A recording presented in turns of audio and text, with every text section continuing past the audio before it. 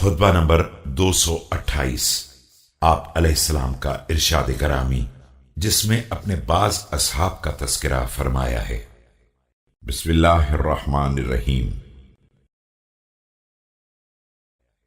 اللہ فلاں شخص کا بھلا کرے کہ اس نے کجی کو سیدھا کیا اور مرض کا علاج کیا، سنت کو قائم کیا اور فتنوں کو چھوڑ کر چلا گیا، دنیا سے اس عالم میں گیا کہ اس کا لباس حیات پاکیزہ تھا اور اس کے عیب بہت کم تھے۔